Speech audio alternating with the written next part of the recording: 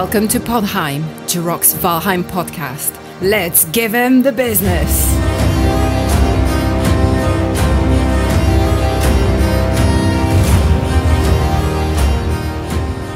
Hey everybody, today is September 27th, 2022. I'm your host, Jiroc the Viking, and joining me today are my fellow Vikings, Gwen the Shield Maiden. Hi. Shield Maiden, Morning Darkness. I missed you guys. Yeah, we missed you too. We also have Viking Vaste. Hello. We also have Bambi the Shield Maiden. Hey there. Viking Gorthar. Hello there. And joining us for the first time is Viking Glaive. Welcome to the podcast. Thank you for having me. Hello. So, Glaive is a member of my servers as well as everyone else here. And first off, I want to ask you, Glaive, what part of the world are you from? I am from the southeastern United States. Southeastern United States. And so you're not the first one that I've heard it from, but you guys have a hurricane coming, don't you? Yes, specifically the little peninsula they call Florida is where I live, and that's where it's landing. Yeah. So, yeah. Well, hopefully you're safe there, and as long as we can see you there and your feed doesn't go dark, I'm gonna assume the best. I've got the generator running just for the podcast, Jiroc. Oh, awesome. Or plugged into your neighbor's generator, right? Yeah, something like that. We get creative here when the hurricanes come. Yeah. So, Glaive, one of the funnest things to learn about people, I think, especially in the gaming community and online communities, is where they come up with their name, their alias, their online presence, their character name. So, you've chosen Glaive. Can you tell us how you arrived at that name? This is probably a unique story because Glaive is actually not my nickname. It's the only place that I'm known as Glaive is on your servers. Because when I joined, Vaste was dealing with like so many name changes and people doing strange things with names. And I already had a character named Gaijin. So Gaijin, which means outsider in Japanese. That's my name everywhere for 25 years in every clan, in every online situation. But of course, I had a character named Gaijin, and I had no idea what I was getting myself into joining this Jiroc community. So I created Glaive, which definitely was an alias that I used playing like Quake and different, like WoW. I would have a character named Glaive occasionally. So the actual origins of Gaijin, which is actually my real one, is my mother read the book by James Clavell called Gaijin. It's one of those big sweeping fantasies, and she would read that to me as I, went to sleep at night. And it was cool stories about Japan and, feudal Japan and cool stuff like that. So that's my real name, but Glaive is just, it starts with a G, kind of is cool. So it was an alias that I used. Okay, that's cool. Yeah, a lot of people have chosen their favorite character name and they've played it in their single player worlds or in, a small group of friends somewhere. So they don't want to, they can't bring that character to my service. They got to make a new character. So what do? Well, one of the things I learned at some point along my Valheim career is that you can just add a space at the end of whatever name you want. And then you can have a second name with this, character with the same name because you can't see the space. Otherwise you got to come up with a different spelling or some kind of an abbreviation. But yeah, I like Glaive. It's easy to say. It's nice and short. And yeah, a little homage to your original name. So that's cool. Just a little bit. Yep. Cool. And before you found Valheim, what were some of your favorite games? So immediately before, I'll kind of take it in the progression. So immediately before, I was playing a lot of Rust, which is more of a shooter-based, post-apocalyptic kind of survival game. But it had a lot of the same building elements and things of that nature. And so Rust and Valheim were the first real survival games that I had played. And I sort of found them back to back. When I kind of got tired of one, I kind of went into the other kind of thing. But once I found Valheim, I didn't really like Rust because, as everybody probably knows, it's a fairly toxic community, and you have your stuff taken all the time, and you might log in and your entire base is gone, and somebody has written something really nasty in a sign next to your base. So it's a PvP game, so it's 100% PvP, and it's fun, but I'm not wired that way. And when I found Valheim, not only did it have a lot of the same, like what do they call it? Like, scratched a lot of the same itches for building and exploration. But like the first time that I had to build myself a little fire and realize that I have to actually vent it properly as I hear the spooky critters outside and something's throwing a rock and hitting, and then I go to sleep and it has the dream. I was hooked. I was just, haven't really ever turned back since then. Before that, I'm sorry. No, go ahead. And before that, I actually come from basically like first-person shooters. So back in, and I'm going to age myself a little bit, but back in the 90s, when the internet was really becoming more popular outside of just universities, the game called Quake, which was kind of one of the original first-person shooters, came after Doom. So Quake came out, and I met a group of players that were playing that and ended up joining one of those early guilds. You'll notice my little picture says Clan Nightmare. And I joined that in 1996, and it's still happening. It's still going. A group of us actually met in Mexico for what we called KM Con, which was like 11 of us from the guild actually met down in Puerto Vallarta. So it's like a real thing. Like, people don't understand that, like, you've never met these people and you're going to travel out of country to see them. And I'm like, yeah, these are some of my absolute best friends. These are some of my best friends ever, So, and it's just a progression. Obviously, I played a bunch of WoW in my lifetime. League of Legends, pick and choose all the big popular games. I've probably played them because, I'm kind of a gamer at heart. So how did you discover Valheim then?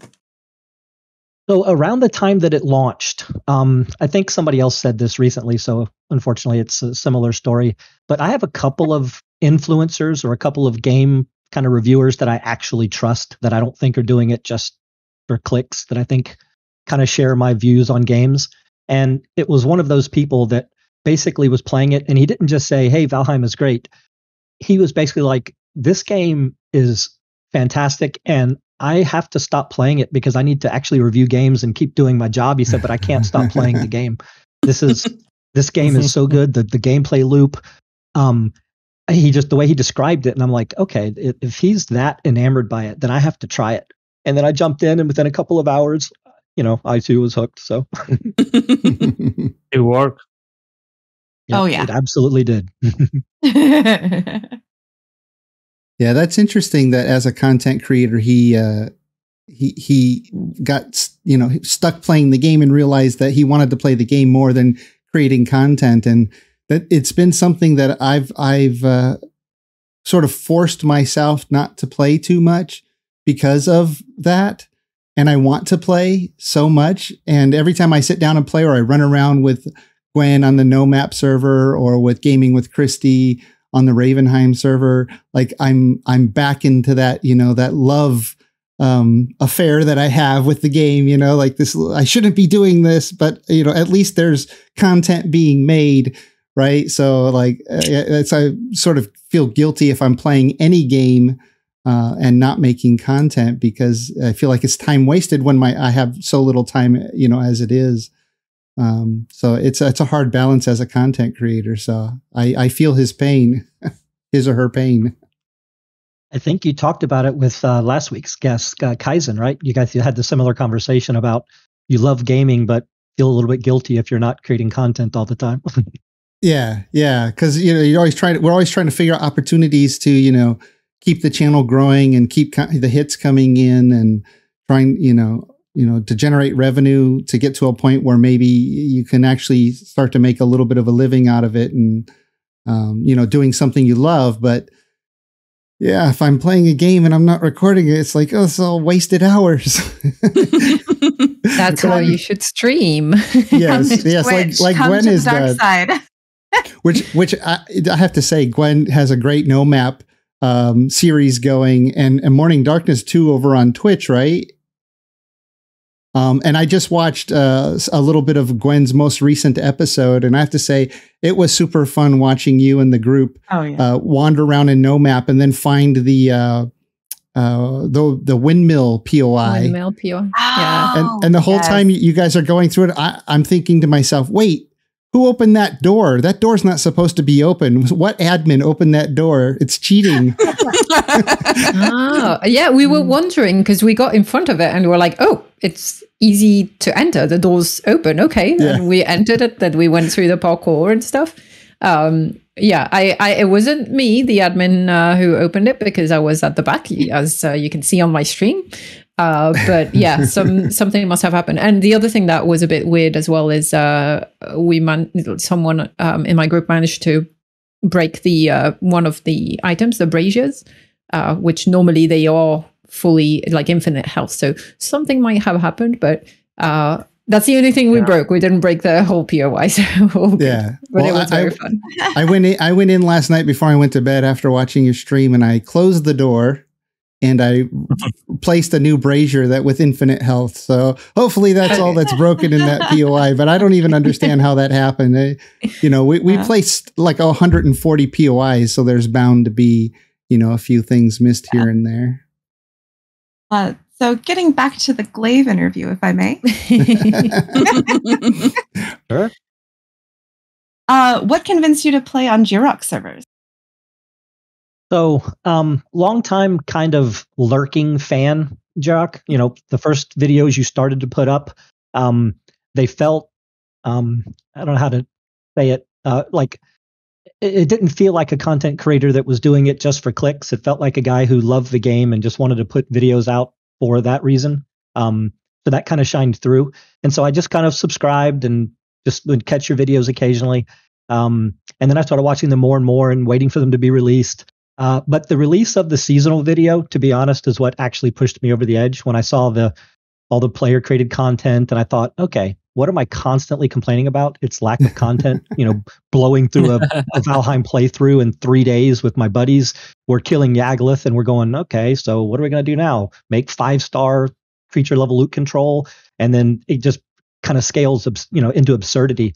And I almost got my buddies to join. But they were a little put off by the interview process and things like that. They were not sure what they said. You let me know how it goes. And I've since told them, absolutely. I said, join for season 3. This community is fantastic. Wow, that's awesome. Yeah, the interview, I hear that a lot. I get DMs from people who say, I would join your server, except you have too many steps to get into your server. And I think, well, then the filter's working, because if you're not willing to go through a little bit of effort, we as admins and community managers and helpers on the server, all the people that help with the community, we put in so much effort, to reach out to you, to do interviews, to do the admin work, to add your Steam ID to all the individual servers, which isn't easy, by the way.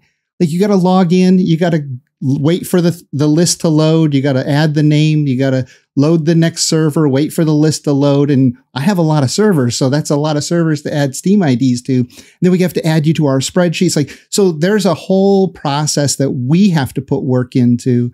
So if people are willing to just do a little bit with the application and just come on you call it an interview. I just kind of like to call it more of a meet and greet. And if someday when I have time, I'll change the wording to that. But it's just like, hey, come on, say hello. And more, it's not like, do you qualify to be on our servers? This is the interview for that. It's more just like, hey, there's a lot to know. Let us just answer any questions you have and get you started. So I tend to pass most of my interviews more answering questions than making them. Oh yeah, Yeah, totally. exactly. We're talking about the servers and how they work and how to get started, and it's more like almost a onboarding at that point rather than an interview. It's like, as you said, it's more like a meet and greet. We give you all the information to kind of comfort you. Sorry, comfort you in words in your decision of joining the server, and kind of reassuring people that they won't be left to their own devices when joining. And it's part of the whole kind of welcoming process, I guess. I even had a lot of people that were saying, "Oh my gosh, this was actually fun. This was a conversation." Yeah, it's a conversation, nothing more. And I think building in, the euphemism is like, having some skin in the game. It feels like everybody that's in Jiroc's community has at least a little bit of skin in the game. We all care about the servers, we care about the people, we care about the environment. People actually don't, they aren't destructive when they're not supposed to be.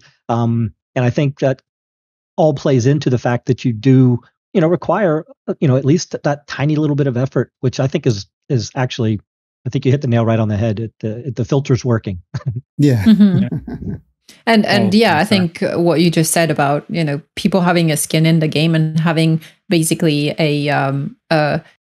that kind of reason to keep the community healthy. I think it's a big part of it. If it was just a bunch of players that could come and go, and there wouldn't be as much of an incentive to interact with the rest of the community and keep it healthy and engage with it with the community or work in its best interest. I think that's what works as well, is because everyone is part of this kind of bigger thing. There's just a bit more engagement, I think, than I've heard a lot of people who, when I'm doing interviews and so on, a lot of people are saying they've done other servers, public servers before, but they don't really have that community engagement or interaction. And it just feels like, oh, yeah, they're in a world with a lot of other players, but don't necessarily, feel like they're part of a community. So yeah, hopefully it's working and we can keep it that way. But yeah, as with everything, things evolve, so we have to adapt as well. Yeah, even though we're celebrating 1 year anniversary of the server here coming up tomorrow, I feel like almost every week I'm learning new things about how to run the servers, or how to engage with the community, or even how to make content. And so it's the whole thing has been a huge learning process and a fun one for me, at least. Well, it seems like that the formula, even though maybe you didn't obviously have some grand crystal ball, the formula that you put together here with the interviews and the rules and kind of getting people to care in ways that it's hard to just ask somebody to care. You can ask people to care, but building in kind of the mechanical process of going through the learning curve. And during my interview process, I remember being very surprised to find out, I think it was either Gorth, I think Bambi was for sure the person, but I think Gorth was there. But somebody was telling me that it was a community decision to become the type of server. It's not like Jiroc just came on and said, okay, this is what I'm going to do, and I'm going to charge this amount, and this is what it's going to be. That almost all decisions were community driven, which is just fantastic. That's the way it kind of organically happened. And tell me something, Glaive, since you've joined our server, what has been your favorite thing in Playground? Or in the servers in general, not just Playground, in our servers, let's call it that.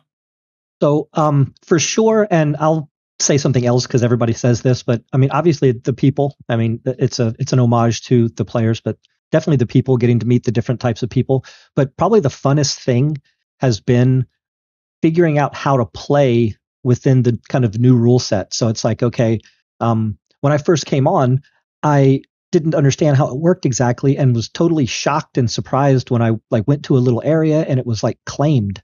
And I think I remember talking to Gorth and a few others, and I'm like, this community has been so open and friendly. It feels weird that it's claimed. And they're like, well, you do know about the resource server. I'm like, I know about it, but I don't know what it is. They're like, oh, no wonder. No, you get all your resources there and it's as easy as just server hopping. And I went, oh, you can do that. I felt almost for lack of a better term, it's like cheating. No, that's how we do it here. And I'm like, oh, So it changed my whole reasonable cheating. perspective. Yes, I was like, okay, now I get it. But just the whole new discovery of playing a very familiar game that I love in a completely different way. You know, understanding that the creativity can come out less function, more form. I had been a pure function over form. You know, if I could get to it quickly and I could open the box and I only had 2 stairs, then that was the best way to build it. And then I come here and I go, oh, the best way to build it is using 57,000 of everything and as tall as it can be with, you know, like, okay, now I have to like rethink and retool my thought process for building completely. As tall as it can be. Yeah. As high up as I in trees. Yeah. When I play most games, especially games that have building in them, it's always utility first for me. I never start with the beautification. I always start, let's put down a box. The roof can be crooked, Bambi. It's fine. I was only thinking it. Throw your bed in there, place down a chest, dump all your loot in there, go out and get more. And, you know, and then eventually you get to a place where you're comfortable. You've figured out what it is you even want to do with that spot, or if you want to move on. And then I start to take my time and build up. On the 10K stream, I actually showed in the video, I did a run through of my original village that was not single player, but it was me and 2 friends. And I built most of the village, the original starting house, but it was just utilitarian. And I wandered over to this little pond and started building around it. And I wanted to make everything look a little more nicer. And then I eventually invited my friends over, but I said, don't build anything ugly here, though. Right? It has to meet my approval. Otherwise, you stay back at the utility house. It's gonna be pretty. But well, cool. So glad to have you join us on the podcast. It's awesome to get to know our members a little bit. And so Pleasure to be here. Yeah. Quick announcement that we have a modded server, a heavily modded server launching in October. I think I posted the date, but I've been scrambling this morning with the new patch that came out, which we're going to talk about. So I don't remember what that date was, but it's like mid to late October. So if you're interested, you want to play on a heavily modded server, if you've ever wanted to, anyone in our community can walk you through the process to install mods. It's super easy. You download a mod manager, you install it right into mod manager. You just pick the mod you want installed, you click install, and then you're good to go. If you ever want to run the game in vanilla, all you do is you just click the vanilla option, the unmodded option in the mod manager, and it runs the game. Because what it does is the mod manager creates a new directory with all the mods, so it doesn't corrupt any of your original files. And so many times I hear this, what people are worried about. Is it going to corrupt my original game, corrupt my characters, corrupt my worlds? Nope. It's all installed into separate directories, so it won't mess with your game at all. Super easy. Anybody in my community can help. And yeah, we're going to have lots of cool content mods for players to play in here coming up in October. So get to know the community now. And well, I just came back from vacation, so we didn't have a regular podcast last week. Obviously, as you guys saw, if you tuned in to listen to the podcast. But it was a great interview that I did just a few weeks ago with Gaijin from YouTube, another content creator who actually, if you listen to the interview, I sort of started modeling my content, and actually it was because of him that I even decided to start a gaming server. So Gwen, that little post in the community post I put on YouTube was just because I saw Gaijin doing it. He had Minecraft and Valheim servers, and I said, well, I want to play with people too. So we have to thank Gaijin for starting this whole thing then. Yeah. He inspired me. Thank you, Gaijin. Yeah. Yeah. Great YouTuber and great content as well. Yeah.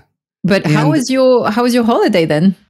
Oh, it was great. I mean, I live in the Bay Area of California, and it's more north, even though I grew up in Southern California. But so my wife and I, we celebrate, my shield maiden. We celebrated 28 years. So we just decided to take a little road trip, and we drove down to Palm Springs, which is a beautiful desert community. It's a huge vacation community, natural hot springs, palm trees, and tons of restaurants and shops and festivals and all kinds of things there. So we spent a few days there, and then we wandered over to the Vista Viking Festival, and I uploaded a vlog of like 4 or 5 quick little clip videos of me at the festival. And that was a lot of fun. It was. I don't know. Blogger now. Yeah. Video log or Viking log, whatever you want to call it. Oh, Viking log. Catchy.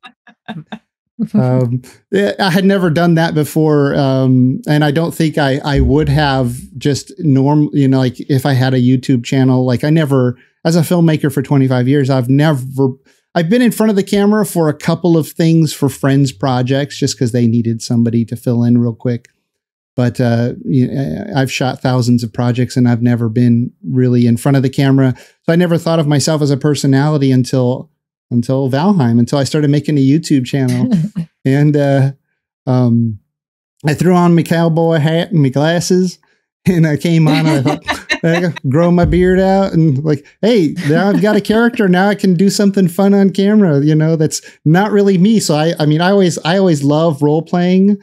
I love it. And so even though I've never like been the actor type or anything like that, having the whole, get up here as what I've got, the cowboy Viking, whatever you want to call it. I feel like, now I can throw inhibitions away. You can't see my face anyways. It's still hidden behind the beard and the glasses and the hat.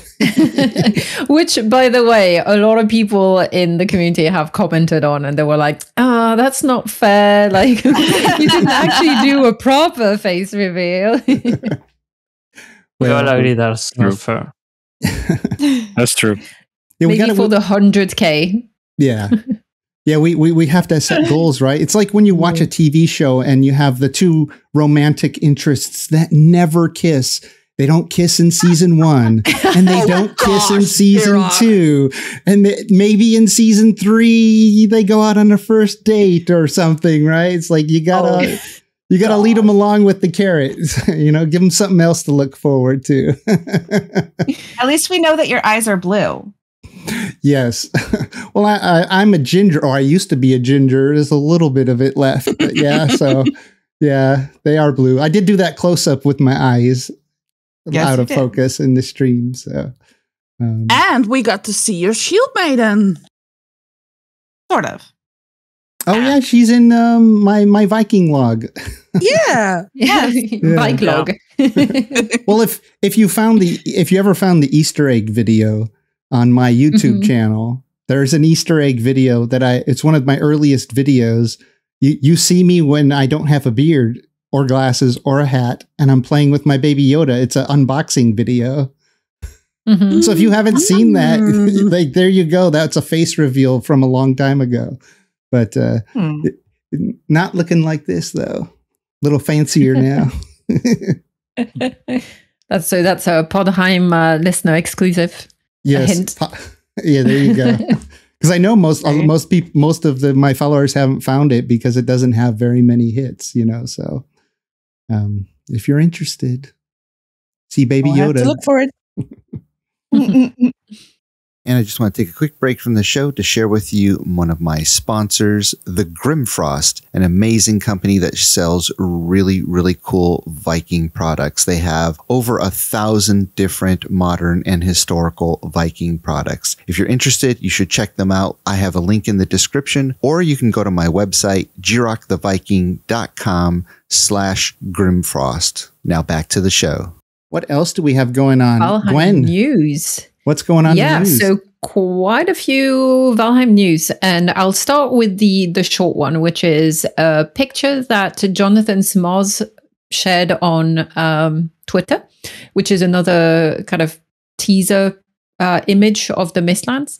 It's not showing a huge amount. It's basically a picture that you can see from quite high up, and you see down. I think Jiroc is trying to put it on the screen, but for the people who are just listening, I'm trying to describe it. You can see basically the treetops, and you can see down into a valley or an area, and you can see you can't see the floor because it's all full of mist, covered in mist, and you can see really tall stone pillars of the new kind of cliffs and stones from the Mistlands that we've seen in previous pictures that are kind of poking out of the mist.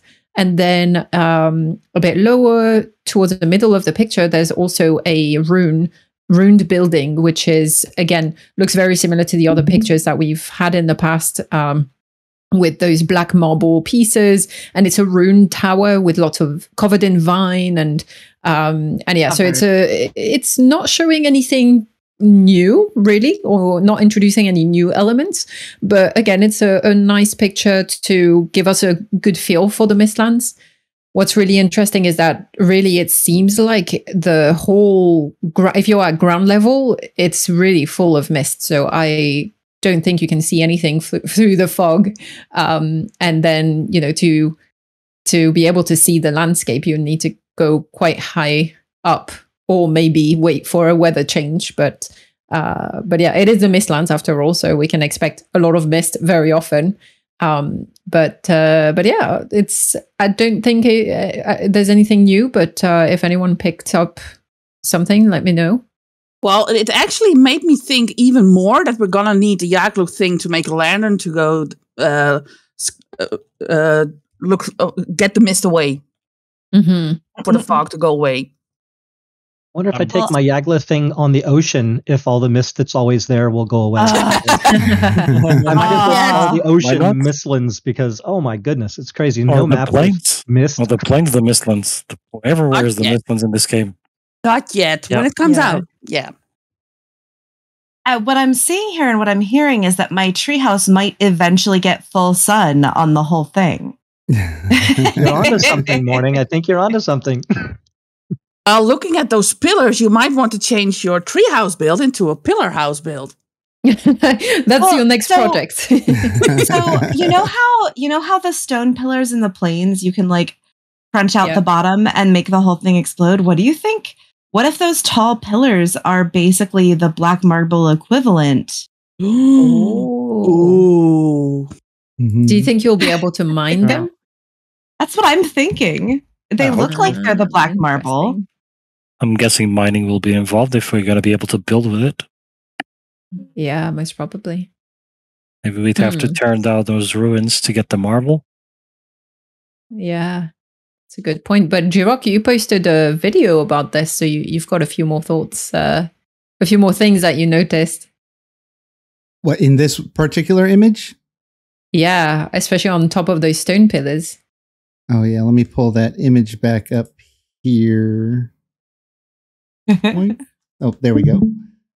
Yeah, well, so like I love these ruins just because I love when there's more things that we can come across in the world that show remnants of civilizations of the past. It's one of the reasons why, like in our seasonal servers, I want to have locations all throughout the world that we custom make, so it feels like it's more lived in, you know, and ancient. So these are going to be really cool. But if you look here, this is high enough that, look at this. We're getting snow. Mineable. That looks mineable. You're getting snow, though. You're getting frost at the top of this. So yeah, the frost level. Is it frost though? Because some people have said it looks like it's more the reflection of the light, because the stone looks like it's always a bit humid, and it makes sense because it's, you know, the climate in the Mistlands, and that black marble has this kind of reflection. And but it's too white. That's the thing. As someone who builds high up all the time, there is a certain elevation in the game that you hit a frost level. Yeah. And it is very clearly the frost level. Yeah. And so why are the treetops not white? Look at that branch just behind it. That's that's like higher than the one behind, and it doesn't have white on it. That's why I'm like, is it really snow, or is it just a reflection? unless they've not yet modeled the trees to receive snow, to capture snow or whatever. Yeah, I think that's a model thing, but also, you know, the Mistlands trees never look like they have snow on them, but when you get up there, like halfway up there, the legacy Mistlands trees, you start to hit that frost level. Even on the stone pillars in the plains, you start to hit, like if you build more than a couple meters above them, you start to hit that frost level. So that picture right there, that looks like a pillar that we're going to mine. Yeah, the one right, the big one in the middle. That's what I'm saying.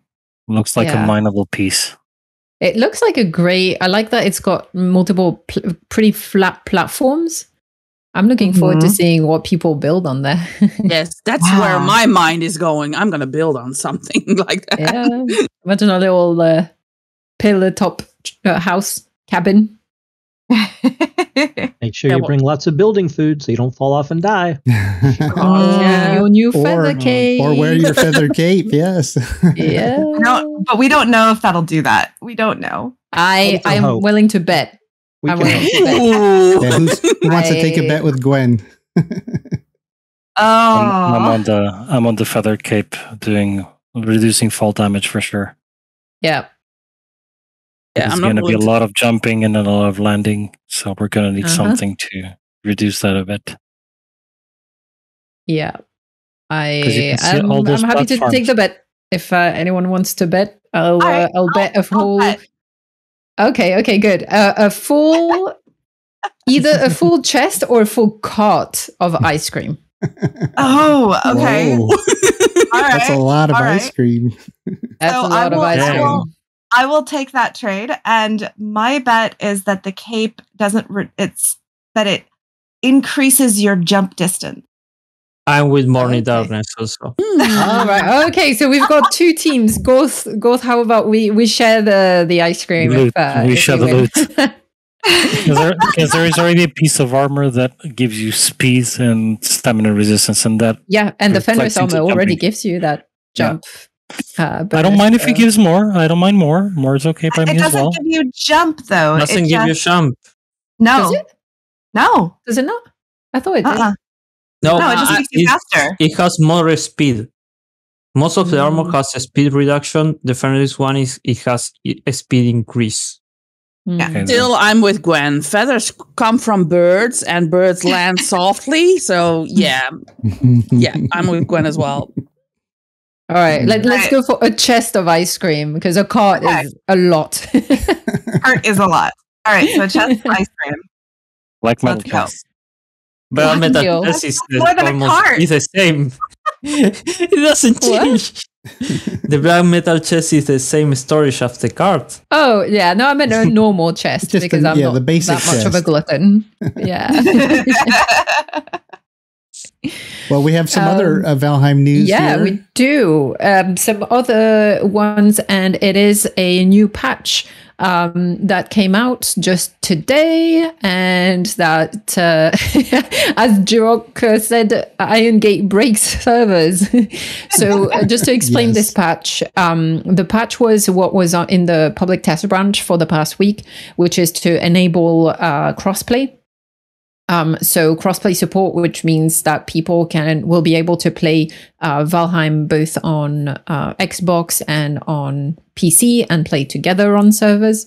The whole Xbox release is, I think, Basta, you kept track of the date, but it is it's 29th of September. Yeah, so by basically the day the podcast comes out, or a day before. Sorry. So they did that patch to basically have that ready and up and running for when the Xbox release is out. And yeah, we can kind of skim through the post, but I think I'll rely on you, Jiroc, to give a bit more context and exactly what it did to dedicated servers in particular. But essentially, just to read up some of the patch notes, crossplay support added. The manage saves GUI added so that it's easier for players to restore, remove saves and backups. So there's a few kind of UI changes. There's also minor network optimization for in-game hosting. apparently less demanding for the host when other players are in the game at the same time, which is great news because we are on a big multiplayer server.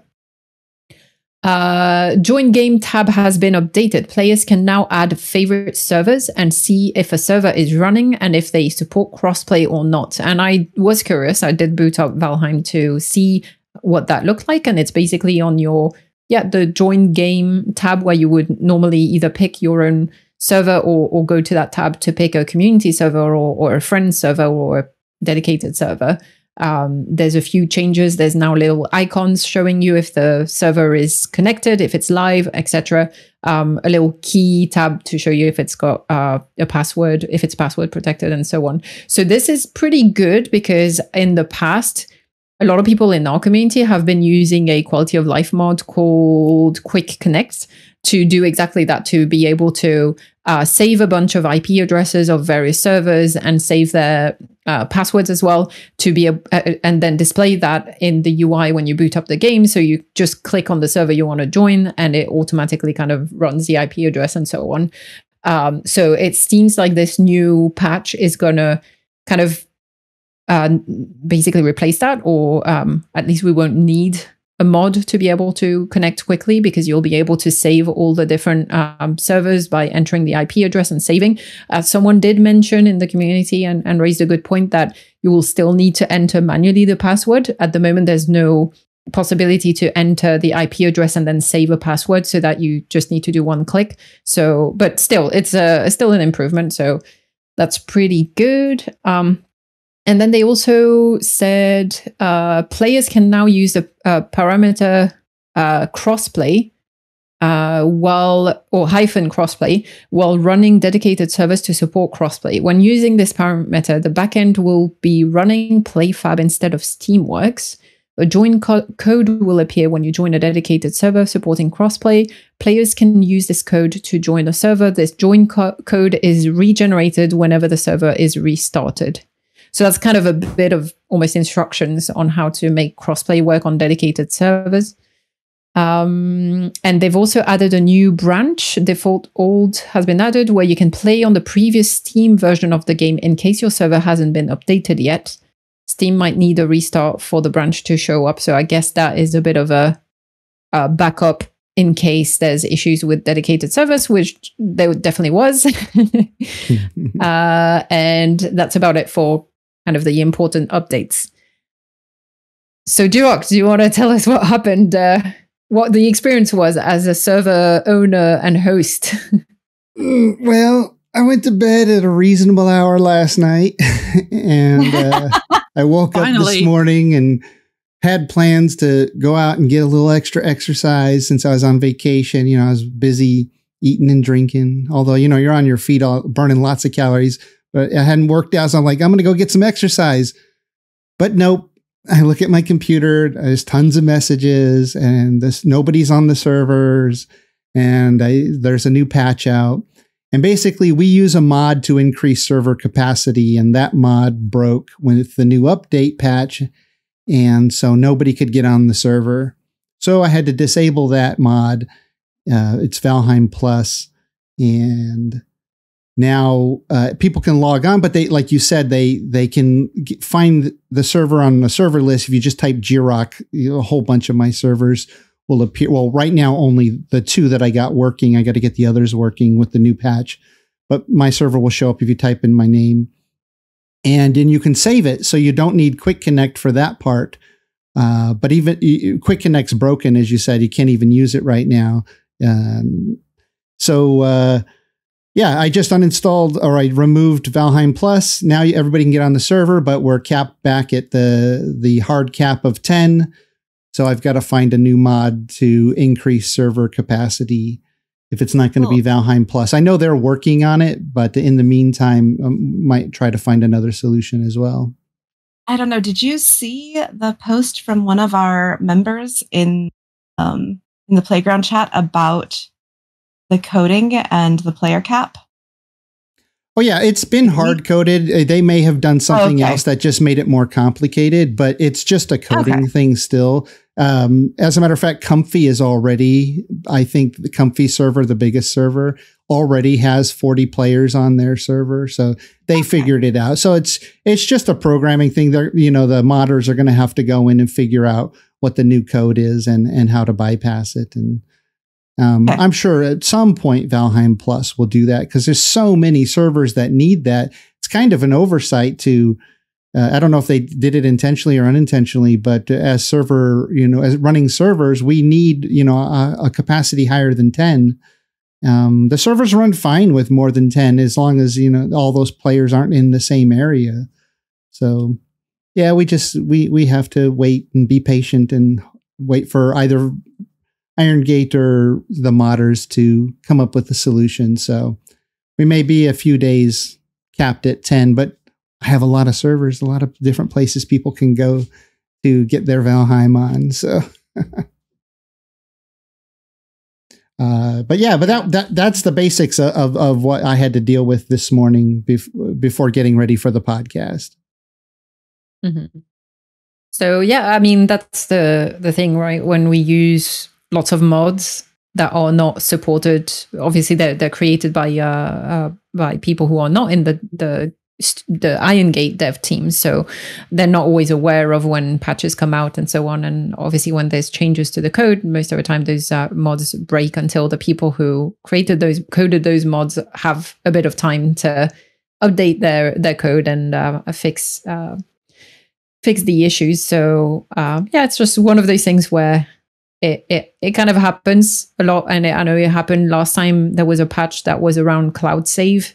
And also for us, because we're using a hosting provider for a dedicated server. Also, if on the hosting side, if they do changes or they're not aware of changes and so on, that is another intermediary that can affect if a server is able to adapt to all the new patches and so on. So it's one of those things, but everyone in the community has been pretty patient. I think it's not our first rodeo, so we are aware of some of those things. And sorry, what did you say?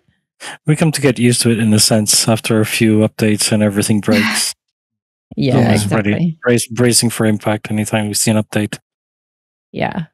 Well, and considering a game that's in early access, right? I mean, really, this is an early access game. If it were in its 1.0 version and something like this went down, I think I'd be a little bit more like, hey, we really needed some more testing with the, dedicated servers. Because as a matter of fact, I tried to host this recent public test branch version of the patch that went live today, and I couldn't even get it to work.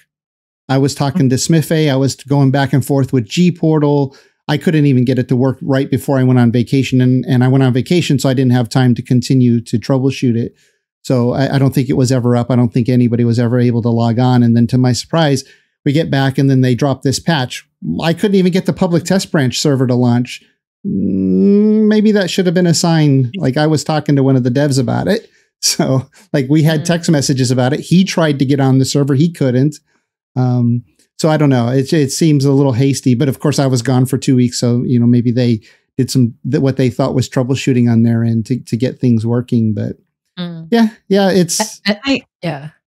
it's early access, and it's a patch, right? And we're using mods that aren't, supported. So we have to be patient. Exactly. Mm-hmm. I will say that I do wish that they gave us a little of notice, like even if it's 12 hours notice of an update is coming. 2 hours. 2 hours. No, no, not with an international game. 2 hours is not reasonable for people who sleep anywhere in the world. Anywhere in the world. But like, even if it's 12 hours of like, hey, we're going to be releasing a patch, save your stuff, back up your data. Because even people who are fairly diligent about backing up their data, they still probably don't do it every day. And that would be like my one ask, is like, give us a little bit of notice that an update is coming. And I know that they did say that the crossplay was coming. Is that on the 25th? 27th? I mean, like, so we knew that was it the 29th? Yeah. Okay. In 2 days from now. Right.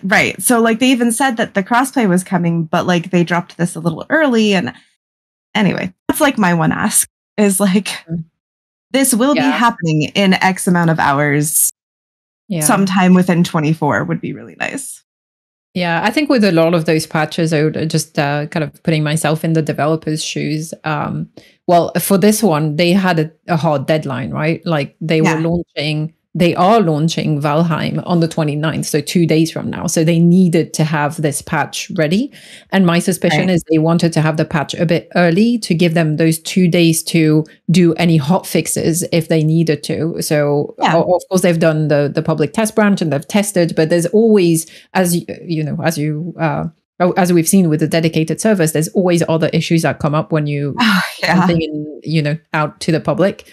And I'm sure that they wanted to have a bit of time before Xbox goes live with the game in 2 days' time to fix all of that. And with all development cycles, I feel like patches are always that.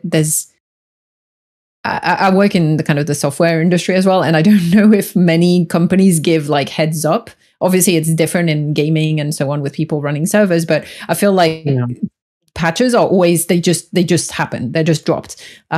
Most of the time, it's because there's bugs that are considered high priority, and they just want to get it out as soon as they can, and or like vulnerabilities in the software and so on. But so I mean, I agree with you. It would be nice to have a heads up, but in kind of a normal software development cycle, I don't know how realistic it would be for them to kind of hold on to a patch like that for 12 hours if they've got like other deadlines.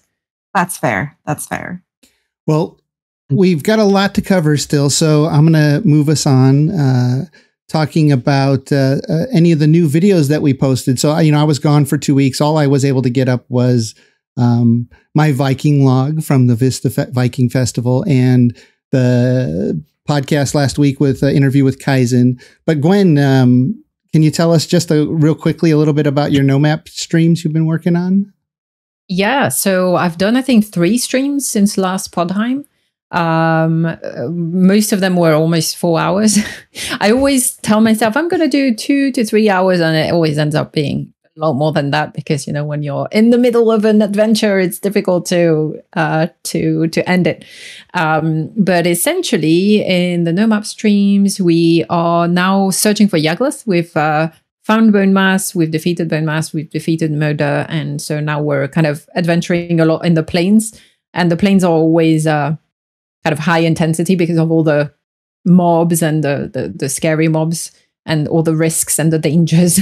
So it made for some fun episodes. And I did also start posting some of the clips or kind of funny moments from the streams into YouTube Shorts, just testing out this new format. And for people who just want to see the highlights, or just fun moments, it's a good way to do that without watching the whole 4 hours.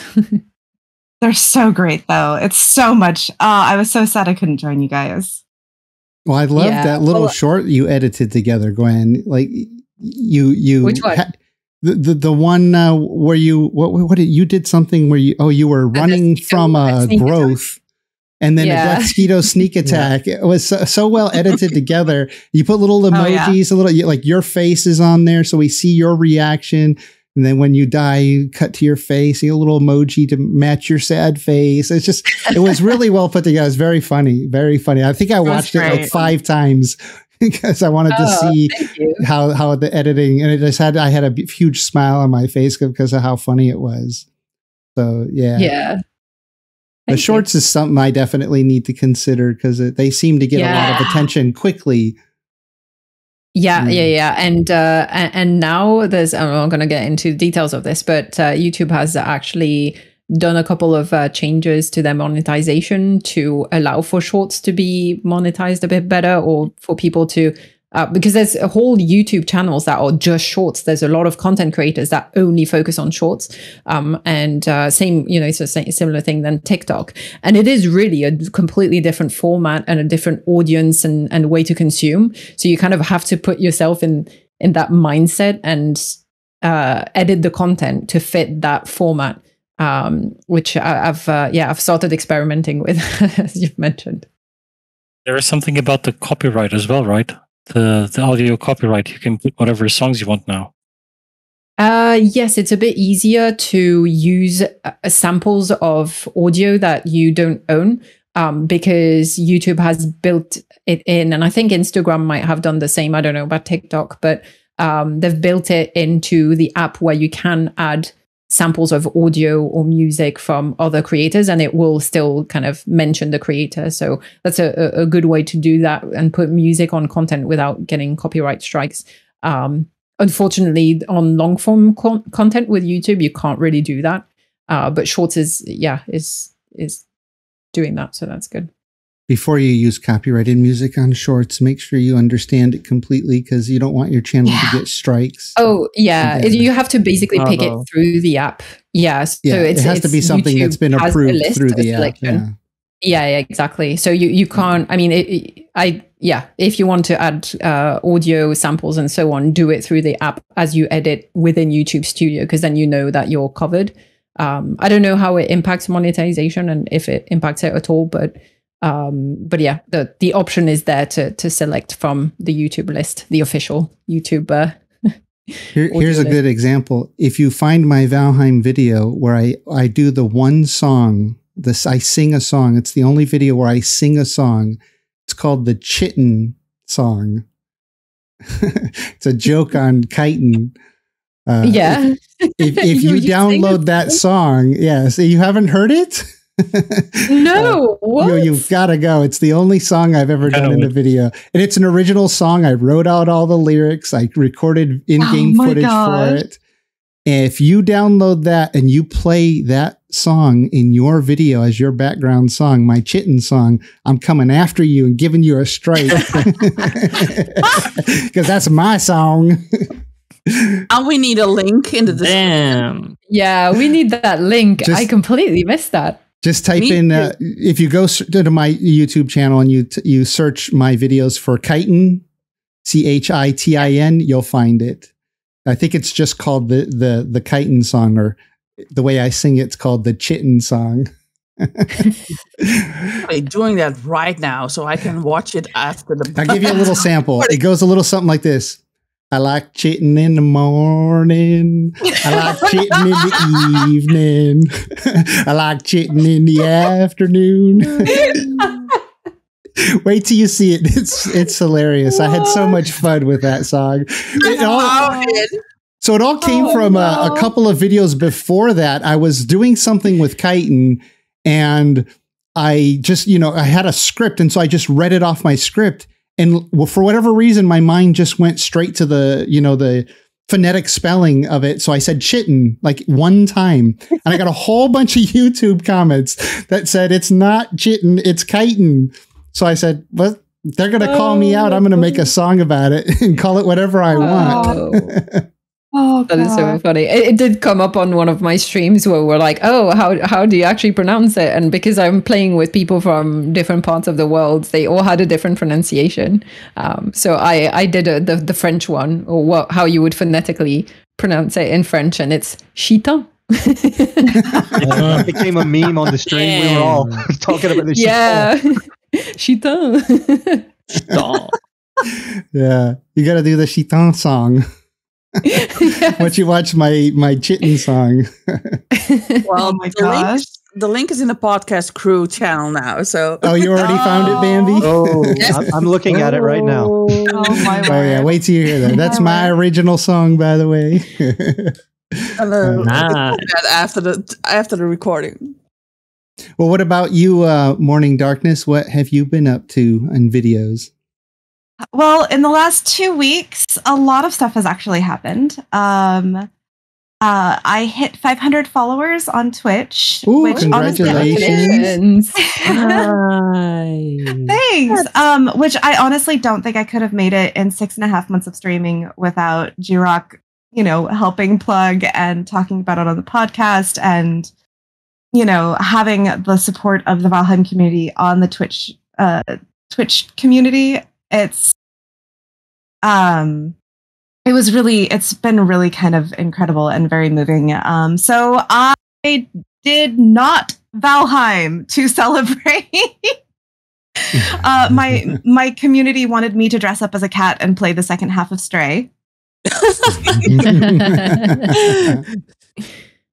So I did.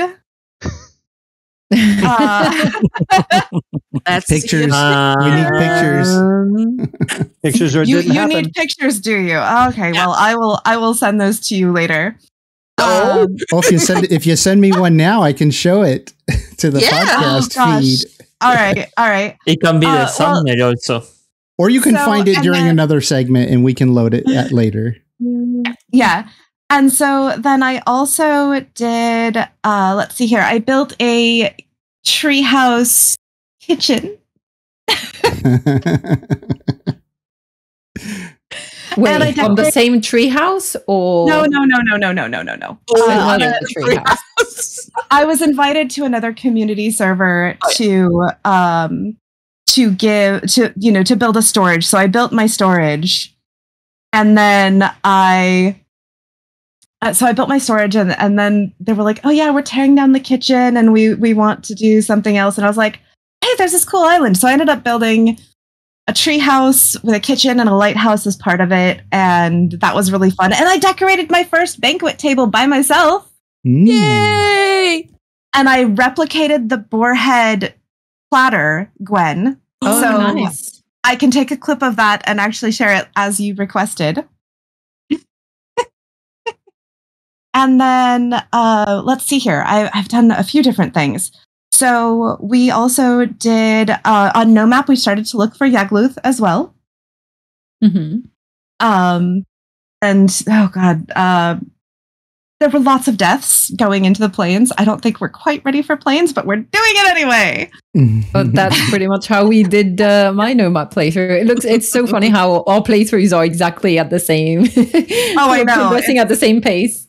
It's so funny, and I play once a week on the NoMap server for 3 or 4 hours. So, and then one of a couple of the things that I did in one of my videos is I taught different stair methods, alternative different stair methods, doing like a really tight spiral staircase. There was a method that I saw Versailles do on one of his 100 days in a biome build challenge that he's doing for himself. So I replicated that. Hi, Bambi. Hi. And during that, on both Monday and then Friday of last week, I was visited by first Smithay, and then the following time I streamed, I was visited by Grimcore. Oh wow! And I fangirled a little hard. I'm a little embarrassed. I was like, what? Why? I mean, and I know I've seen them in other Valheim streamers' streams. Like, I'm not anything special. Now, to be fair, I've seen them in streamers who have like 3,000 viewers, not 500. So that was really fun. That was really exciting. That was like a moment of That's cool. And I'm like, okay, remember, they're just people. They don't want to answer questions. They don't want to be told how the game can be made better.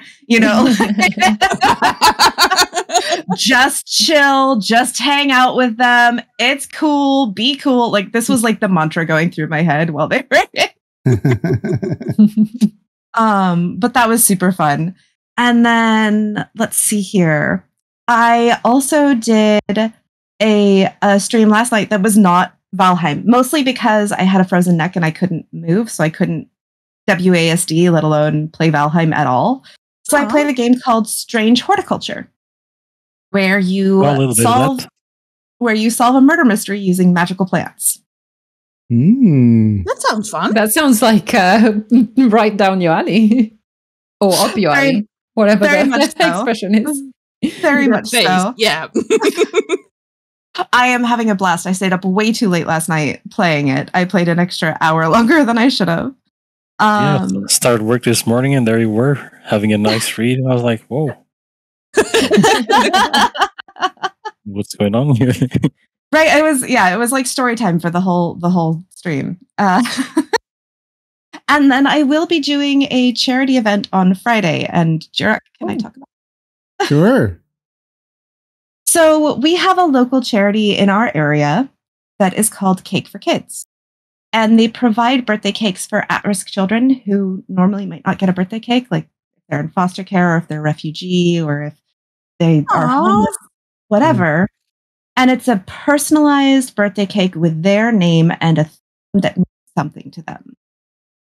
And local bakers bake the cakes, but the charity doesn't get a lot of money to support the software that they use to coordinate bakers and the social workers that help deliver the cakes, that sort of thing. And so I'm going to be doing a stream looking to raise, a simple amount of money. Like we're looking to raise $500. But for every $50 raised, I have stretch goals, and I will be posting in real life ingredients on how to make Valheim food. Oh, that is such a cool idea. Mm-hmm. And so the stretch goal for 500 is going to be how I would make serpent stew. With real life food. I want a bit of that. Nice. But not only that, I love the idea for the charity. Oh my gosh, So That's I'm a amazing baker for them. I'm a baker for them, so I'll actually be posting some pictures of the cakes that I've decorated for them too. But oh wow! So yeah, that'll be, and I'll be decorating my big table in my treehouse because I don't think it's going to get done in time for tomorrow. So I'll be doing some table decorations for that. So yeah. That's awesome. And you're gonna when is that stream again? Can you let everybody know? So it'll be Friday from 10 p.m. to 2 a.m. Pacific Standard Time. And I think that would be like Saturday morning GMT. It's like, it gets Saturday at either like 6 a.m. Yeah, it's 6 a.m. your time, Gwen. Yeah, exactly. So okay, so if I get up early on Saturday, I'll try to join and at least contribute. What is that in the back that I'm seeing there? Oh God! What is that I'm seeing there? Well, I was just recently cosplay. sent a secret picture. I'm seeing whiskers. The stray cosplay. This is the 500 subscribers on Twitch. Not subscribers, followers. Followers, they call them, right? Followers. And there's Morning Kitty. Morning Kitty. Kitty Darkness. I like it that you've done it a la Cats the musical, but the not the new creepy version, like not the movie, not the movie, not the Uncanny Valley. Yeah. And then there's a little close up of the ears and the eyes. So cute. Very cool. Yeah. That was the teaser picture before I started stream. Yeah. Nice. Very That's cool. really good makeup. Thanks. So are they going to get to see Morning Kitty on the fundraising stream or something else? No.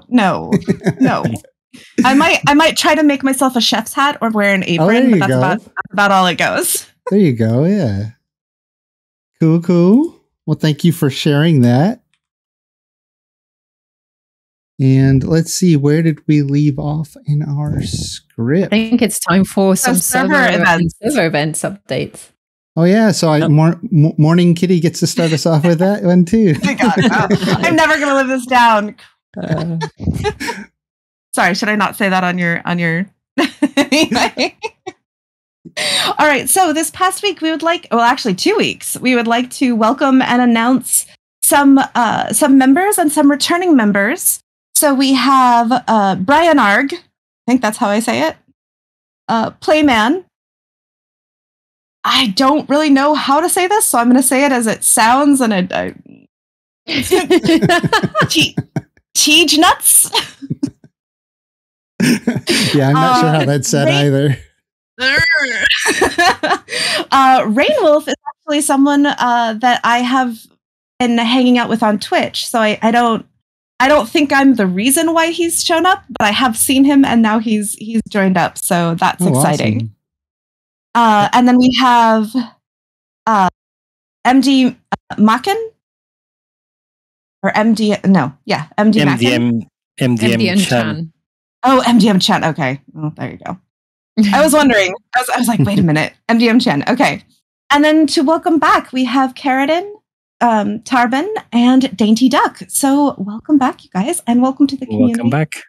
We're so happy to have you. Yeah, and let us know if you have questions about those seasonal servers. There's still people hopping on, having fun. Of course, with the patch, they're down, so we'll try to get them up here in the next day or so. And let's see. Gwen, we have any events? Yeah. What do we have? So I think there were a couple of events by members, but I wasn't really following very closely. So I think I'm going to ask Baste and Ghost to jump in and say, I think there were a couple of the Mountain Wolves often have this tradition where they do, how do they call it? Initiation. Initiation, yes. The initiation. Glaive, Dobry. Happened to be me. Yeah. Oh, okay. Well, maybe Glaive, you should talk about it then. You should tell that because I wasn't present. So we had actually for the first time a triple indoctrination or Indoctrination. Whatever you want to call it. That sounds negative. Come to Jiroc servers, we'll indoctrinate you.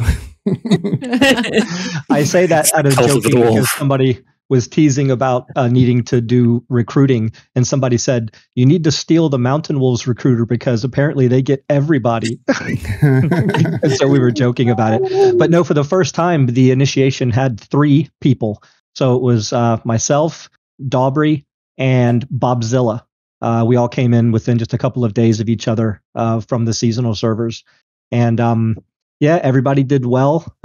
It's gotten to the point now where you sort of watch other people and, you know to bring an extra bow, bring plenty of arrows, make sure you bring some tasty meat and some, potions. And and it's not the best place, if I'm being honest, to fight Motor because she gets stuck on the side of the mountain in a weird way a lot. And so I was just sitting in front of her, shooting her, with 100 bow skill 100 times. And then she just flies off and goes attacks the spectators for no reason. So, but we all got everybody was successful. We had 3 motor kills that day, and so 3 new. And Vasta, you can help me here. What is the rank that's achieved? The rank that's achieved? Gamma.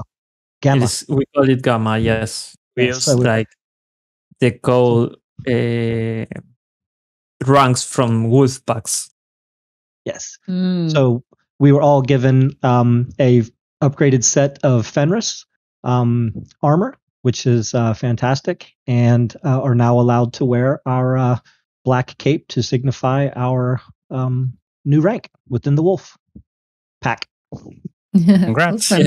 And just to explain the context as well for people who might have not be familiar with our servers and the clans on our servers. So clans are basically something that the community came up with as a fun kind of way to add a bit of roleplay into the servers and the community. And the Mountain Wolves happen to be one of the oldest clans on our server. And they have a lot of members. It's completely open and optional for people to join or not to join. But it is for those players who enjoy roleplay. It's just another way to have some of that. And yeah, with some clans, they have traditions and they have like different I don't know, a hierarchy within the clan and lots of roleplay around that. So what you're describing is essentially the not indoctrination, but the initiation, which is kind of how you a new player the rite of passage for new players to officially join the clan, I believe, and that is to fight Moda. Yeah, and one that I do like to attend myself to watch because it's always fun to watch other people fight her from a distance. And it's a one-on-one fight, right? It's just one player with Moda. It's a one-on-one fight with fully upgraded for people in the zone. So you're basically fighting her one-on-one, but she's at maximum health and maximum damage or whatever scales with people. I don't know if it's just health or if it's health and damage, but she's a lot harder to kill, put it that way. Yeah, because the players who are there scaling her up are just watching. And so it's a fun way or running for their life. Yeah, try to running figure out how to fight because she aggroed onto us, and we need to run because it's too high. Yeah. One of the people that was watching, we had just gone through this whole thing about be on your toes, because if she gets stuck, she might, aggro the crowd. And so we're talking about it, and then it happened. So everybody bails. One of the guys had a work call right at that time. So she's up there attacking him. He's got 25 health and doesn't die. Somehow goes through the entire attack. Everybody's freaking out. He's gone for like 5 minutes. I finally get aggro back, and he's just sitting there with 25 health and just lived through the whole thing. Oh, wow. Very lucky. Very lucky, yes. But it was a lot of fun. Cool. Those events are always really a lot of fun. I've been to 4 of them now, or three or 4 of them outside of my own, and they're really fun. Vaste and the council, the leadership of the Mountain Wolves always put together a good show, and it was a lot of fun. Awesome. Yeah, that's one of the best things about the community is, like we sort of call everybody on the community. We're all one tribe, like the tribe of Jiroc. Because it's all my servers, but all the clans, they have their traditions and their role playing things. And if you're into that, some clans have more going on in the role playing than others. Others are maybe a little more casual and less role playing. Just depends on your game style. So, if you want to play on a multiplayer server, you'll find just about every play style you want. Like some people, myself, Gwen, maybe more. I'm Morning. I forget. But like some of us aren't even members of clans because we just want to be nomads. We just kind of want to wander around and be a part of every clan to whatever extent we can, in playing with them or participating. So it really depends on your play style, and we have all types of play styles here. You're going to get a message from Tarbin, all of you, guaranteed. Yeah, he's trying to build up Luki, the clan. Yeah, he's aggressively recruiting for Loki. Yeah, Luki, one of our clans that had a bit of a hiatus with a few players needing to take a break from the game. But Torben is back and is now reviving the clan, and he's letting it be known. Well, yeah, and you can join multiple clans. It just depends on what you feel like playing on the days that you're on. Maybe if you join one clan and they're doing one thing, you'll enjoy that, and another clan's doing another thing. You join them and participate when you can. So really just depends on what you want to do and what you have time for. I mean, some people only have a few hours a week and some people have many hours a day. So it just depends. But we're going to move on. We're going to talk about one of our favorite segments. It's the segment Gwen loves to talk about because she has so many things on her list every single week. She just has so much she wants changed about this game, don't you, Gwen? Yeah, things we'd like to see changed or added in Valheim. Gwen, why don't you start us off? What would you like to see changed or added? Oh, well, that is unfair because so we've got a little script, right? So we try to, have our segments and have our ideas a little bit structured for this podcast. And in my section for this segment, I've literally written as above, as in like Vaste is above me and suggested something cool. And I was like, yeah, I agree with Vaste, what he said. Well, right, because you and Vaste are the same person, right? Yeah, we're the same person anyway, so... We're talking with that again. Vaste, Gwen. We're molding into one. Well, Vaste, why don't you tell us what you would like to see changed or added? Because Gwen and I both deferred to you. It's true. Yeah, I saw that. Like, this script is rigged. But well, it is not. I can go. I don't have any problem with that because I have a big thing to change today. Because today was that patch, that course patch. Yeah, it's because of today's patch that you probably came up with this, right? Yes, in the Discord from modded communities, they are showing that there was a really little change into the Valheim code, which changed the limit of the server capacity, it is still 10, but instead of being a variable, it is just 10. It's hardcore the number 10, which just hearing it like that doesn't make that much sense. But for modding and for future changes into the game, it means they need to manually change. Anytime someone wants to make a change, they need to go back and change each time they check for the player count of the server, and makes the modding even harder, because it's a lot harder to change a hardcode number than it is a variable. A variable, you can inject a value. Yeah. Yeah. So now we are having a lot of problems with the mod we were using because of that. Well, yeah, and most servers, they want more than 10 people. That's what the limit is normally, and we all want to have more. And as I mentioned before, the servers do run okay with more than 10 players on them, especially if they're not in the same area.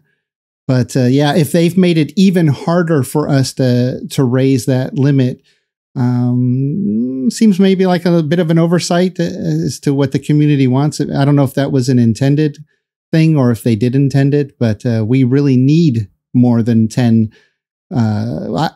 So to just expand on what you're saying is, as an admin of a server, I just want to be able, without a mod, set the capacity of the server on my own in the settings. Just if I want 100 people on and I want a laggy server, that's my problem. Yeah, right. That's my choice. They shouldn't be setting hard limits on me. Why can't I have 11 people?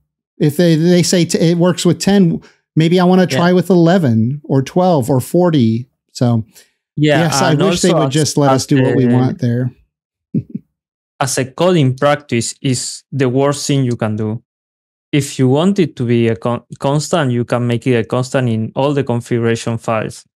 But it's the worst to add a number just like checking directly on that. No, never. It can never be done like that. I'm guessing we're going to be receiving a patch any second now. Or any day now. A hot fix. Well, hopefully, there's enough people complaining about it or inquiring about it, because I'm going to inquire about it too and see if that was an intended change, or what we can do, because it's like that now. That's probably one of the highest things on my list ever that I've wanted changed in Valheim. I started thinking about that today. And then when you put that for your on the script that we use, that you want to see the player capacity raised, I thought, well, yeah, there's other nice to have things, but that's kind of a must have. It's not even a nice to have. We have to have that. It makes no sense. Gesundheit. Thanks. Bless you. I saw it coming. I waited for it. So Gwen, so you want that too, right? You're going to default to that? Yeah, because it's an important one. I mean, we all play on a server where we have, on average, evenings, my time, the kind of prime time, we usually get like 14, 15 players online, over 20 when we have events. So yeah, that's kind of a big deal. And if it becomes more difficult to achieve because of that code change, then that's not cool, because it means that we rely even more on mods. And as we stated before, mods are not an ideal way to kind of do things like extending capacity and so on, because as soon as there's a patch, there's a big chance that the mods are broken, and that everyone running dedicated servers have to scramble around and wait for the modders to fix it. And it just puts more pressure on all the extended community of modders and server hosts and server admins to deal with that kind of issue. So yeah, Again, maybe it was unintended. Maybe there was reasons behind it, but I do feel like, it's not something that should be imposed on players. I wonder, given that it's coming out at the same time as all the patches with the crossplay, I wonder if it was related to the whole crossplay thing. Maybe they wanted to limit it just to stress or to test the capacity and test crossplay with smaller servers, or I don't know if there would be like any reason to, but yeah, it would be better if it wasn't imposed on players and was a bit easier for us to extend. It's not going to do any good for the communities at this point, having to have that impact. Mm-hmm. It feels like, yeah, it feels like the kind of change that, like, I can put myself in a coder spot. Maybe they did it while they were testing internally and then just forgot or something. Oh, a variable, you have to change it again and again. When I've coded before, I've gone in and hard coded something while I'm testing just so I don't have to think about it. It feels like I'm hoping, I'm crossing, Gorth and I were talking, we really do hope it was a mistake and it wasn't on purpose, because it just doesn't make any sense. You're releasing your big crossplay update to get everybody playing together, and then you put a hard cap at 10. It's just kind of mind-numbing. It doesn't make any sense. Yeah, that's a good point. And also, it wasn't mentioned in the patch notes. So, if it was intended, they would maybe have mentioned it. But yeah. Well, Bambi, if you could change anything in Valheim or add to it, what would you change or add? I would love to have more farm-like animals, like cows and chickens, to make cheese and baked eggs and stuff like that. Well, yeah. I think their version of a chicken is going to be the maybe the new little bunny rabbit, the scaly bunny rabbit that's coming in Mistlands. Laying eggs. And then their version of a cow. That's a really strange phrase. Their version of one animal is probably another animal. And then their version of a cow is going to be a giant tick that sucks your blood. Oh, no, Jiroc, no. So they're adding more creatures. It's just not the ones you want. Yeah, the bunny is reptilian, right? So reptiles, eggs. Sorry to have it break to you, Jiroc, but the Easter bunny, he's not real. Doesn't exist. Well, you haven't seen me in my Easter bunny costume hopping around the house. Let's have a look at that next week then. You'll swear to everybody that he's real after that. Well, just show us next week. What about you, Glaive? What would you like to see changed or added to the game? One of the things that always, from the beginning of playing it, was the kind of way that you increase your armor and your weapons. There's the 1 to 2, 3, 4, whatever. But to be able to have a more smooth way of, let's say that I really like the bronze axe. I would like to maybe be able to upgrade the bronze axe with iron or with black metal, to be able to, like, not full transmog, because I know that's a whole different world, but like just have a way to keep progressing to get to the newer materials, but maybe be able to upgrade. If I really like my wolf set, I can inlay it with black metal, or I can inlay, like something along those lines. There's a mod out there that does it, but it's a really buggy mod. Vost and I were talking about it. It's a great mod, but it's pretty buggy because it does that. It allows you to sort of tier the armor. So you can run around basically in, leather armor that's been upgraded to the point where it's actually decent. You can run around in it. More just more weapons. Just more weapons and more kind of a graceful, because I think we've all experienced it, right? Where you're either underpowered, or it feels like as soon as you get the stuff, you're overpowered. It's like there's never any in between. You're either getting your handed to you, or you're handing it to them. I mean, it feels like there's not a lot of smooth scaling there. So you think the level, just raising armor up from like level 1 to 4 isn't a smooth enough scale, or isn't enough? Once it hits 4, it's like it's capped, and you want to add a little bit more with higher level materials without having to build the next level of tier item. Sort of. It's more about being able to, if I want to choose to continue to use my iron sword into the plains, I can, and I'm not forced, because it's just objectively worse to do, because the new weapon is just simply better. Because by the time you get to level 4, you haven't had to do anything new. You've just got more of it. So we've all played to where when you first get a troll to smack the first bit of iron, the first bit of copper out of the ground, you suddenly go from a crude bow and rags to, boom, now everything's level 4 bronze because most people max out their stuff. So your power spike in an hour just went from a bow that can barely shoot a pig to now I can go kill, elder with ease.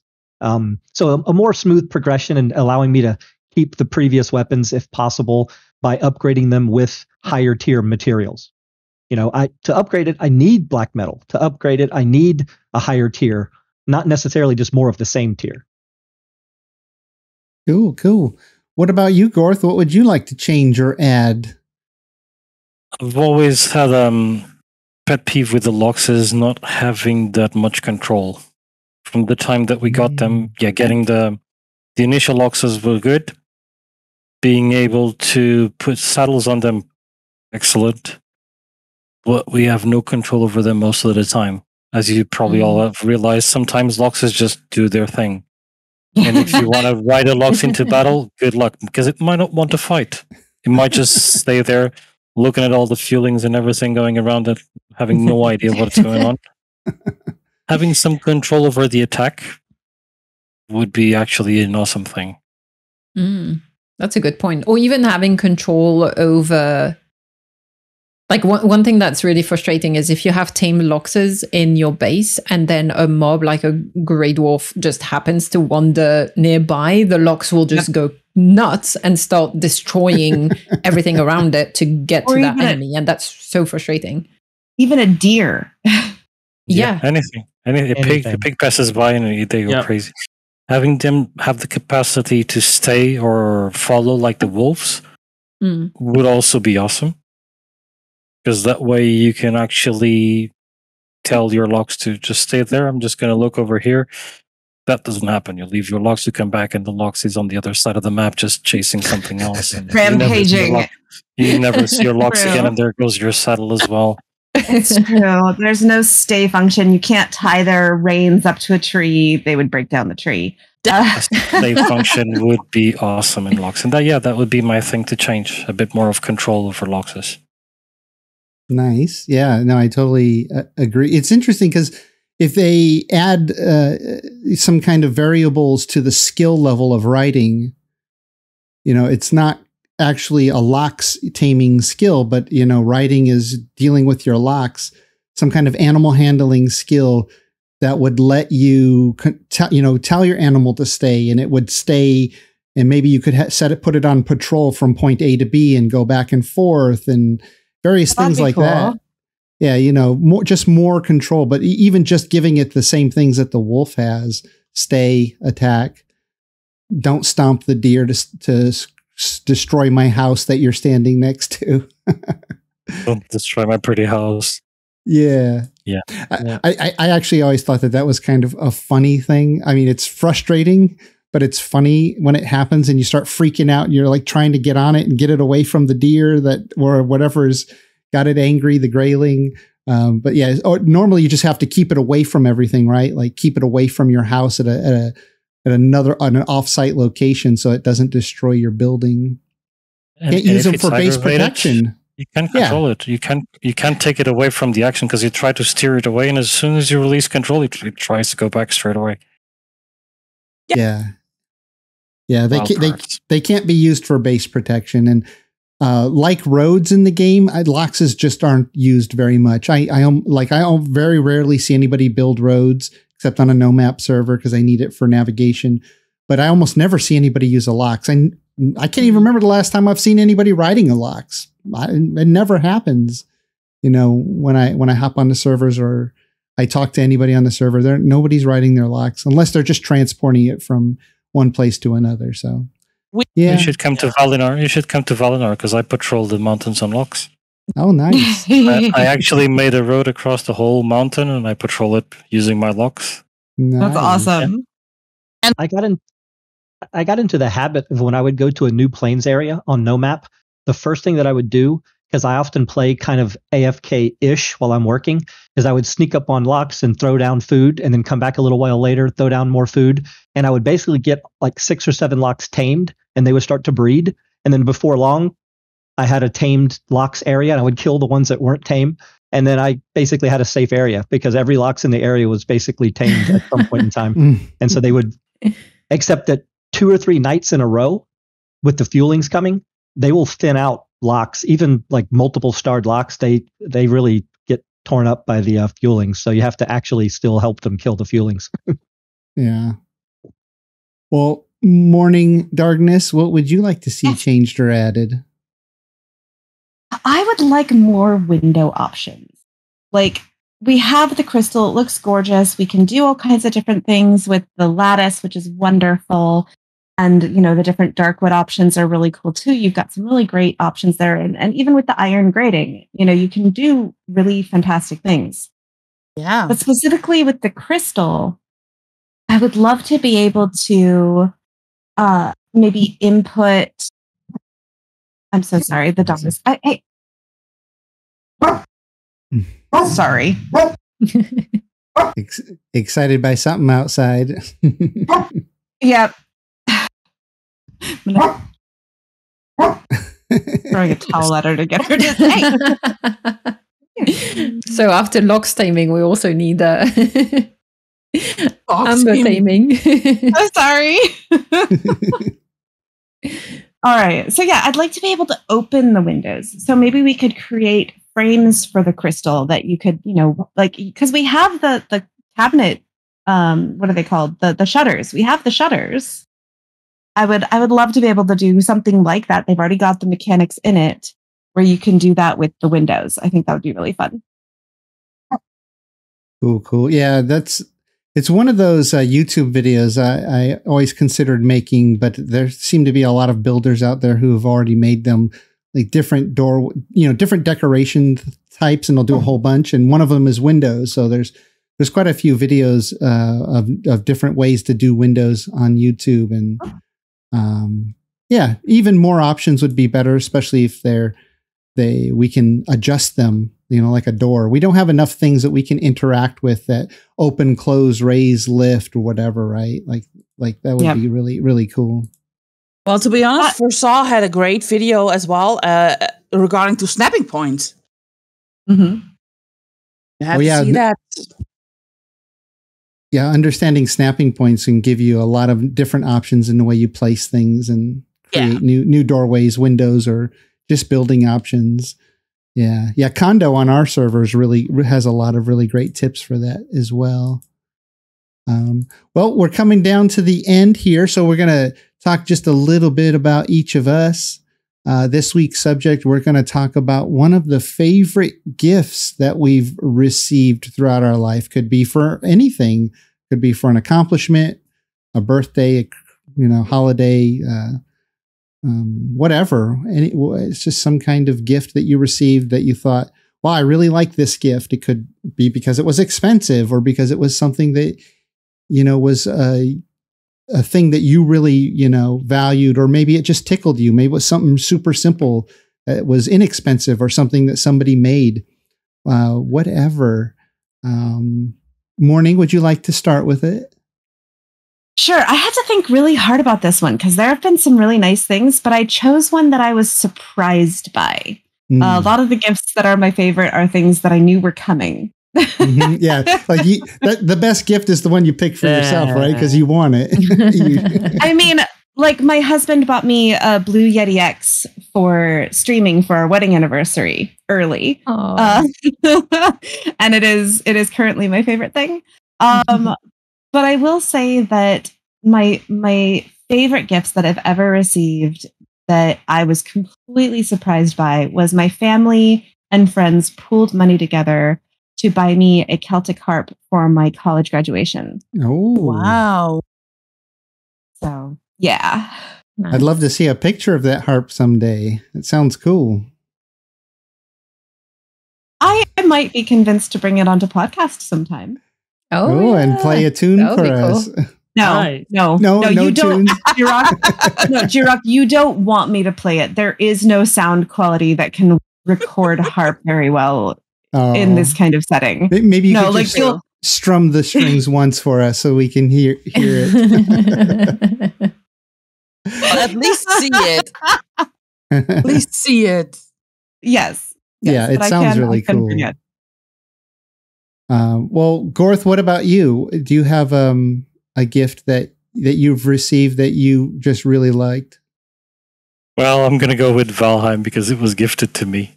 Wasn't it really? Wow. I love that. That's probably your most used gift ever, right? Because, what, 4,000 hours of game time or something? Yeah. The Valheim and the rig itself that I'm using, it was all the gift. So, yeah, that's probably my favorite gift. Oh, that's and from who did you get that gift? From my brother. Oh. Nice. Nice. We actually started playing together, but he moved on to other things. And as usual, stayed behind. Same as everyone. One of the things reasons I thought this would make a good subject for About Us is because you get ideas for gifts. Because, sometimes it's hard to come up with a gift. So knowing what people really appreciated. So now I know, I'll get someone a Celtic harp. And Valheim. No, I'm teasing. Of course, some of these are going to be, person specific, but of course, Valheim would make a great gift, right? Because we all know how awesome it is. Yeah, it is. Yep. Well, what about you, Glaive? What's a gift you've received that you really, really enjoyed? Oh, I decided to re-update this because I had originally answered the original question before you changed it. So, there was a collage that my 4 sons, who are not artistic people, they're athletes, they're boys playing football. They all got together and put together a collage of all of them at various stages playing American football, because I used to coach them.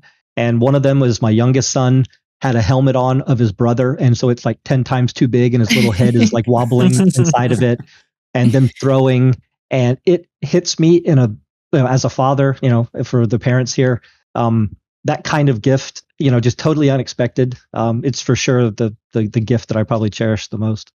Yeah. Oh, that's really sweet. Yeah, that's awesome. A lot of thought put into that because it's something you've done. Mm-hmm. Yeah. It's something that we shared together. Yep. Yeah, exactly. Yeah, you shared it together. Bambi, what about you? What's a gift, one of your favorite gifts over the years? Yeah, I had a different answer first, but that has a long story. So I'm going to go for a shorter story. It's actually a little statue of a snowman. A snowman? I did a month of voluntary work in Sri Lanka. And I was living with people, with locals. And I had such an amazing time there and taught them a lot as well as they taught me as well. And the son of that family, he learned that I love Christmas. But he, from his own money, and they didn't have a lot of money, he bought me a little statue of a snowman. Oh. Aww. Yeah. You still have the snowman? Yes, it's very dear to me. Oh, we'd love to see a picture sometime. Yeah, about Christmas because it's in a box, and every Christmas time it gets a prominent place. It gets a prominent place in our house. Yeah. Oh, there you go. Snowman for my birthday, then. Picture, anyways. Well, what about you, Vaste? What's one of your favorite gifts? One of my favorite gifts is actually from when I was a kid. My parents gave me a dinosaurs book, like a dinosaurs guide book. Oh. And I still have it right here. Oh, yeah? Show us your dinosaur book. Do you have it? Yeah. He's got to reach up and grab it. Yeah, he's got it like right within reach. That's great. Yeah, I have like a small place. Oh, it's a proper. It looks like a big book as well. Yeah, a lot of dinosaurs. Yeah, a lot of dinosaurs. And I was like really young. I was really into the dinosaurs. I was like 4 or 5 when they got me this one. Oh, really? Oh. Yeah, I go through it like uncountable times. You're just glowing. You're glowing. Yeah, Oh, so cute. That's awesome. Yeah, It dinosaurs. has a lot of picture also, so it was easier to get into it. Well, yeah, as a child, you find something you like, and maybe I don't know if it's true for everybody, but it seems to be true for a lot of children.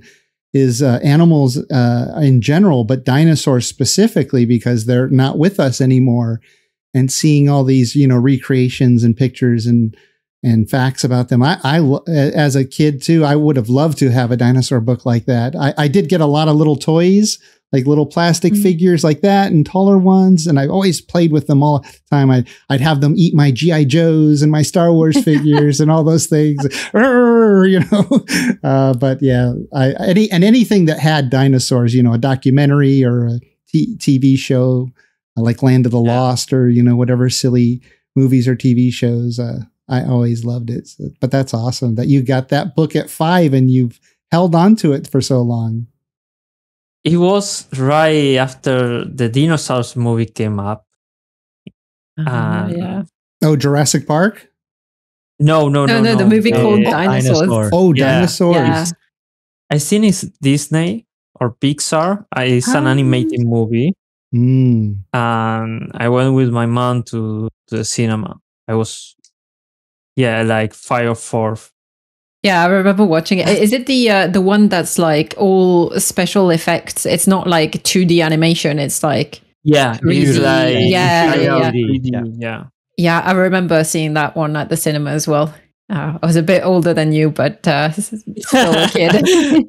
Let's keep the age to another point. But she always tell me that I was at some point of the movie. It's like a nerve-wracking moment, and I was really scared, but I was covering my face, but one eye I keep watching. Trying to peek. I wanted to watch so badly that even I was scared, and I keep watching. You probably watched the series as well. I don't know the title of the series, but everybody knows. Like the little baby dinosaur sitting on the papa's head. Not the mama. Not the mama. Not the mama. No, I didn't reach that part. Oh, okay, I'm old. Walking with Dinosaurs is another good one. Yeah, Walking with Dinosaurs, yes. But yeah, those kind of series tended to came later here due to translations and all that legal stuff. Cool. Well, Gwen, what about you? What is one of your favorite gifts you've received over the years? It's a tough question to answer, but yeah, I think and as I was trying to find the answer, I kind of looked up and saw one of the things that's on my wall, which is a painting that my sister offered me as a gift quite a long time ago. But I think a lot of the gifts that I really cherish are actually the drawings or the paintings or the art that my sister has made for me. She tends to always like do something instead of buying me a physical gift, because I'm one of these people that, if you ask me, I'm like, if I want something, I'll buy it myself. I don't keep a list of things, a wish list of things, and expect people to gift them to me. So I'm kind of difficult to buy gifts to, I guess. And so my sister just now draws things for me, and yeah, so the one that's on my wall is a really old one, and it's just a painting that I've got it here. It's a painting that she's done, which is like a little gamer reference, I guess. And it's simple. I think she was she did it in a phase where she was doing a lot of kind of painting like this. Now she's actually an artist, and she does a lot of more like digital art. But yeah, things like this I cherish.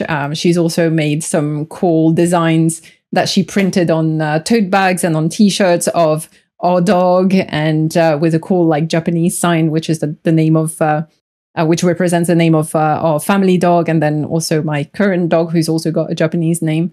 So she's made cool things like that, and then offered me those that art as gifts, and I always like that and cherish that. And she really is an incredible artist. Yeah, well, so my avatar, Morning Darkness's avatar, have been made by my sister. So we've commissioned her to make that art. So yeah, this one. Oh wow! So this was actually also a gift. I think maybe last Christmas. I think it was last Christmas, actually. She was like, oh, I don't know what to get you for Christmas. What do you want? I was like, I don't know. Well, if you want, you can draw a picture of me and try to, make a cool avatar where I'm dressed up as a Viking. And so she did. And that was wow, one of the gifts she did. Yeah, that's a great gift if you have that artistic talent to make those for people. Let's see. I have, there's... not the full shot of Morning Darkness's avatar, but the waist up. Yep. Very talented. Cool. Well, cool. Yeah. So yeah, I've been, obviously I've been married for 28 years, and my wife is the one who has gotten me the best gifts over the years because she knows me so well. But as a filmmaker, I used to shop all the time from this store called B&H Photo. It's in New York. I would buy, whenever I could, I would buy new equipment, and my new equipment would help, my next project that I was working on. And I would try to only buy, so much cool filmmaking equipment out there. You want all the toys, but I could really only, they're so expensive that you really only get the one that's going to pay for itself on a project, right? So I would, over the years and years, I would buy filmmaking equipment for them. Well, what was it, about 7 or 8 years ago, we got a chance to go to New York. And I said, I want to stop by B&H Photo because it's a huge store that sells filmmaking equipment and camera equipment and all this stuff. And so we're walking through, and I picked up this little thing right here called it's Gorilla Pod. Let's see. There it is. Oh, yeah, it's a tripod. Those are so great. Yep, there we go. On my close up. So this thing here, it's called a Gorilla Pod. And what's great is you can put the legs any way you want. You can wrap them around stuff and hang, onto it, and your camera or your phone attaches here. I used to use it with a small DSLR camera, but I have since mostly been using it with my phone, because the phones shoot so great now. You can even, you can have a lower shot if you tilt the legs up like that and all this stuff. You can even use it as sort of like a tripod. You can hold it like this and walk around. So it does so many different things. And we're walking through that store, and we just passed by this. And I picked that up, and I just said, well, no clients ever really needed one, but I've just always wanted one to play with. And my wife says, we came all the way to New York. I want to get you something from one of your favorite stores for you. So I'm going to buy that for you. And I said, okay. It wasn't my birthday or anything. She just said, I'm buying that for you. We're not leaving here without it. And now it has become one of my most used tools, things. I bring it on every trip I go to. I brought it on the trip we just went on.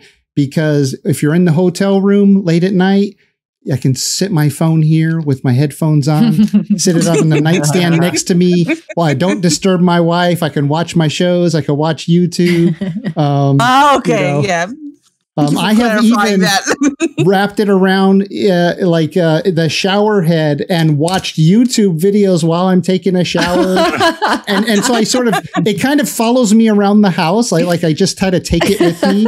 I'm making dinner. I just fold the legs up and I'm watching YouTube videos there, next. So really this thing that she bought me, I didn't think I would use it as much, but it has so much utility. I use it almost every single day of my life now, especially because of we have these supercomputers in our pocket, right? These little TV monitors. and I can watch just about anything on it or listen to podcasts or whatever. So, and I just like to have a proper stand for it that I can attach to anything. So, that's mine. It's, she just demanded, she's like, I wasn't even sure I was going to need it or ever use it, but she said, nope, we're getting it. So it was awesome. Nice. Yeah. Very cool. Okay. Well, I think that we've come to the end of the podcast here. I wanted to say thank you everyone for joining me this week. Yeah, thanks for having us. It was a pleasure, great. as always. Thank you. Sorry for the chaos on my end. And thank you to Glaive, our guest who showed up and to say hi and share a little bit more about himself with us. And We that's can't it hear you, Glaive. I think we lost your sound. Oh yeah, his audio. I put it down. But no, thanks for having me. I've been watching the podcast for a while and it's happy to be here. Thank you. Yeah, awesome. Well, that's it for now. Have fun out there. See ya. Bye, everyone. Bye. Yeah. Thank you for listening to Podheim, Jiroc's Valheim podcast. We have new episodes coming out every Friday, and if you enjoyed listening, please support us by subscribing to the podcast on your favorite platform and leave us a rating and a review to help more Vikings find us. We also have a Patreon with perks for supporters like behind-the-scenes discussions, exclusive content, and segments that are edited out of the main podcast. And if you'd like to join our friendly Discord community, we have more than 1,000 people there. Just go to discord.gg/Jiroc the Viking. If you'd like to play on my Valheim servers, just go to my website at jiroctheviking.com and submit an application. I'd like to give a huge shout out to my supporters, some of them on Patreon, the YouTube membership, and the ones who help boost our Discord server. Your support means the world to me and inspires me to make more videos, as well as run a community Discord and multiple Valheim gaming servers. If you enjoy my videos and would like to support my work, join our friendly Discord community and Valheim servers. Links can be found in the description below. Skål!